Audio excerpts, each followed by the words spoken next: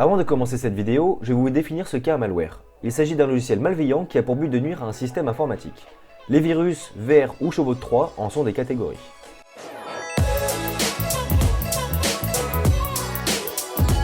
Vous ne le savez peut-être pas, mais les malwares ne se répandent pas uniquement sur les ordinateurs. Les smartphones sont également des cibles très intéressantes, d'autant plus que les utilisateurs ont tendance à être moins vigilants à vérifier si leur smartphone est infecté, puisque pour beaucoup cela paraît improbable. Je vais donc vous donner des exemples assez récents de malware qui se répandent via un magasin d'applications en ligne très utilisé, le Google Play Store. Petite parenthèse, les utilisateurs d'iPhone sont beaucoup plus tranquilles car le lourd et long processus de vérification des applications avant qu'elles soient publiées sur l'Apple Store ne laisse passer aucune application malveillante. Oui, il faut l'admettre quand iOS a un point fort. Récemment, un faux WhatsApp a été publié et téléchargé plus d'1 million de fois avant d'être supprimé du Play Store. L'application avait pour nom Update WhatsApp Messenger, ce qui paraît légitime d'autant plus que le nom du développeur était lettre pour lettre le même que l'officiel, à savoir WhatsApp Inc. Il était donc quasiment impossible de voir l'arnaque, d'autant plus que quand vous installiez l'application, l'icône et le titre étaient transparents, rendant l'application totalement invisible. Cela paraissait donc réellement pour une mise à jour. Tout était bien ficelé jusqu'au nom du développeur, qui en fait n'était pas exactement le même.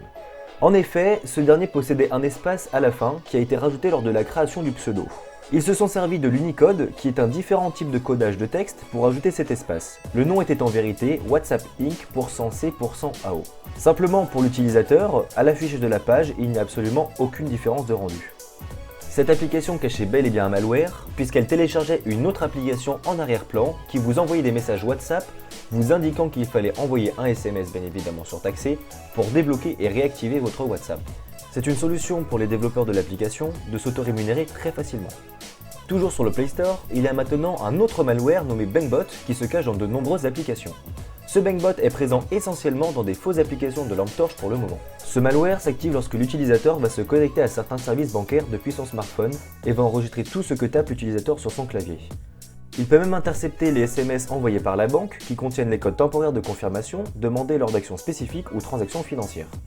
Le Bangbot ne s'attaque pour le moment qu'à certaines banques américaines, mais il faut rester vigilant, il peut très bien traverser l'océan et arriver en France, caché dans d'autres types d'applications.